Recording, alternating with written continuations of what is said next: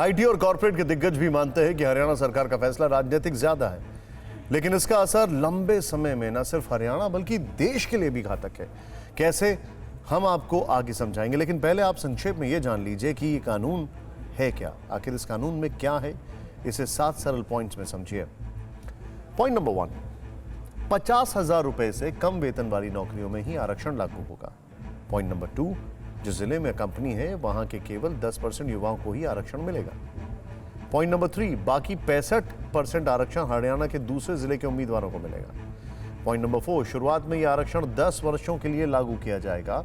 Point number 5, यह आरक्षण private कंपनियों में, सोसाइटी में, ट्रस्ट में या फिर पार्टनरशिप फर्म में लागू किया जाएगा। पॉइंट नंबर 6, स्थानीय उम्मीदवार अगर प्रशिक्षित नहीं मिले तो उन्हें ट्रेनिंग देकर नौकरी के लायक बनाया जाएगा।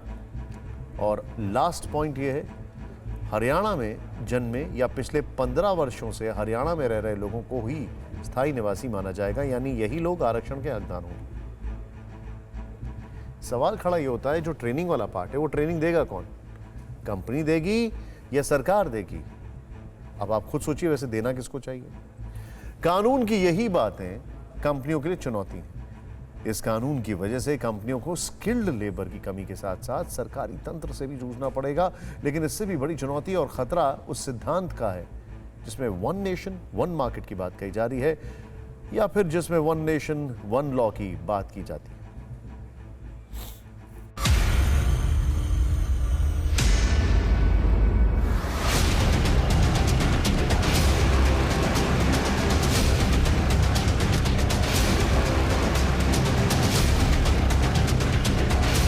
सवाल उठता है कि अगर देश में हर राज्य सरकारें हरियाणा सरकार की तरह ही फैसला करने लगें, 1 इंडिया 1 लॉ की थ्योरी का क्या होगा?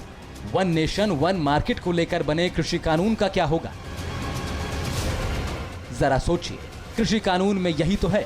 एक किसान पूरे देश में जाकर अनाज बेच सकता है। हर सूबे के किसान को हर राज्य में फसल बेचने का अधिकार होगा। हर मंडी, हर बाजार उसका अपना है, मतलब 1 नेशन 1 मार्केट। अगर राज्य इसी तरह दरवाजे बंद करने लगे तो क्या होगा?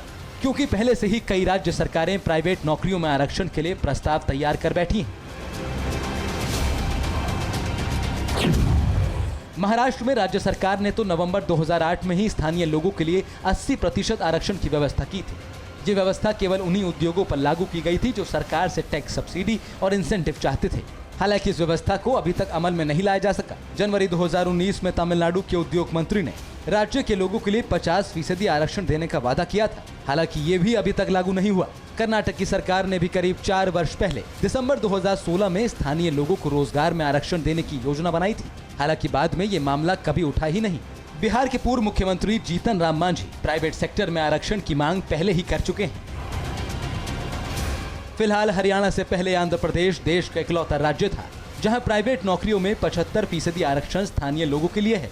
लेकिन हो सकता है कि आने वाले वक्त में ये लिस्ट और लंबी हो जाए। युवाओं के लिए रोजगार राज्य की सीमाओं में ही सीमित हो जाए। ऑब्वियसली फर्क तो पड़ेगा, क्योंकि जितने भी टैलेंटेड हैं वो बैकफुट पे एक बार के लिए आ जाएंगे अगर इसको गो थ्रू करते हैं सारे।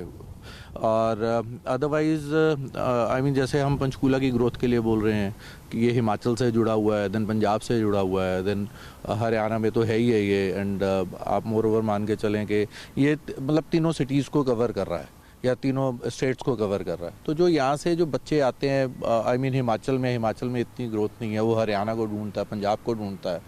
ऐसे ही अगर ऐसे सारी स्टेट्स करेंगी, आई मीन अगर महाराष्ट्र ऐसे करे या कर ले, तो मुझे लगता है थोड़ा सा ये डिफरेंट लेवल पे जाएगी। देखिए, आज की जो प्राइवेट इन्वेस्टमेंट है वो बहुत तेज़ी से बदल रहा है। टेक्नोलॉजी बदल रही है, स्किल सेट्स बदल रहे हैं।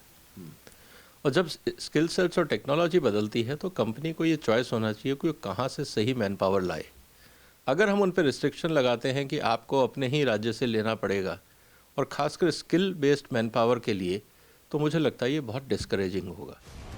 एक तर्क ये भी है, अगर अनस्किल्ड कर्मचारी या फिर मजदूरों पर नया कानून लागू होता है तो एक हद तक ये बात समझ में आती है, क्योंकि ऐसे कर्मचारियों में मानसिक से ज्यादा शारीरिक श्रम की जरूरत पड़ती है और इसमें किसी भी कंपनी या सेक्टर को बड़ा नुकसान नहीं होगा। साथ ही स्थानीय लोगों को काम में प्राथमिकता भी मिल जाएगी। लेकिन स्किल्ड लेबर में ऐसा करना न कंपनियों के लिहाज से उचित है, न ही दूसरे राज्यों के युवाओं के लिए।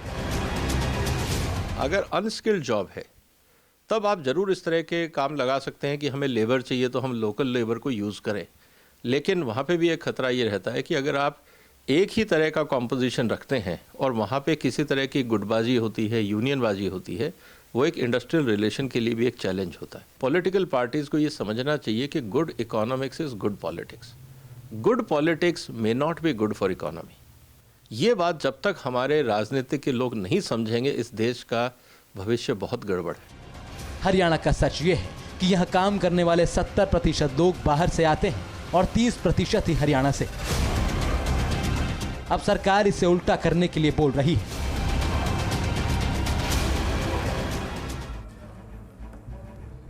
हरियाणा सरकार इस कानून को लागू करने के लिए कंपनियों पर दबाव भी बनवाए। कंपनियां इस कानून का पालन करें, इसकी निगरानी के लिए अधिकारियों को शक्तियां दी गई हैं। साथ ही जुर्माने का प्रावधान भी किया गया है। ऐसे में चिंता इस बात की भी है कि दबाव बढ़ने पर नया कानून कॉन्ट्रैक्ट और फ्रीलांसिंग के कल्चर को बढ़ावा देगा, जिसकी चक्की में आखिरकार कर्मचारी को ही पिसना होगा। इसलिए तमाम संगठन इस कानून का विरोध कर रहे हैं और प्राइवेट कंपनियों को हतोत्साहित करने वाला बता रहे हैं। परवाह देश की, सोमवार से शुक्रवार रात 10 बजे TV9 भारतवर्ष पर।